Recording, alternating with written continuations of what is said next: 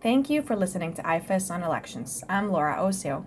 Yemen's transition has differed greatly from that of other Arab Spring nations and offers a unique model for pursuing reform. Grant Kippen, IFES Chief of Party in Yemen, tells us what comes next in the process, how civil society has contributed, and why the February 21st early presidential election was significant, even if it was a one-candidate poll.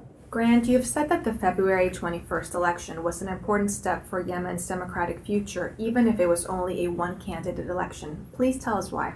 Well, the February 21st early presidential elections was an opportunity for the population, for the citizens of Yemen, to really get behind and signal their support to the GCC implementation mechanism, the agreement that was signed late last fall.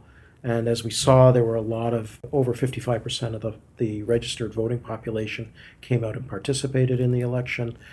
So it was an opportunity for them just to participate in a process. Yes, it was uncompetitive, but this was the nature of the agreement.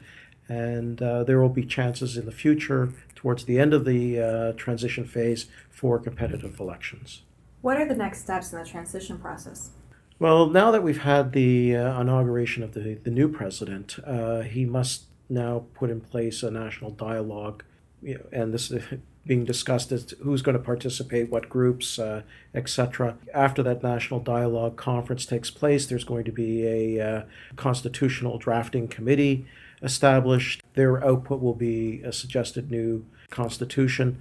There'll be a referendum following that, and then we're going to get into changes to the electoral law and the system, and political party law will need to be changed. Then that will follow up with elections, probably parliamentary and local elections, and then if they decide to retain a presidential style system, then there will be an election for president at some point as well.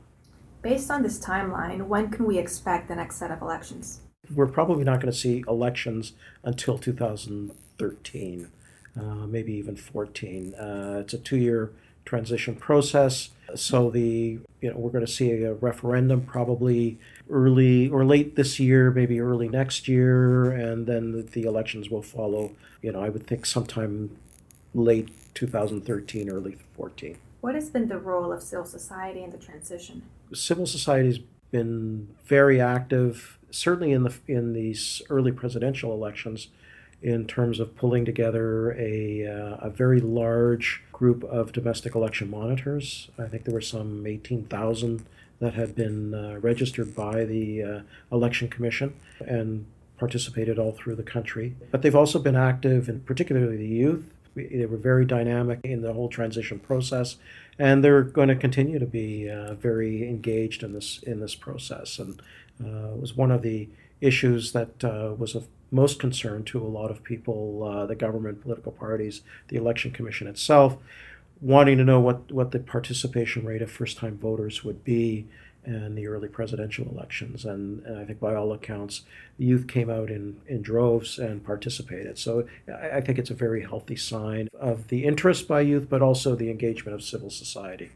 For more IFES on elections, please visit ifes.org.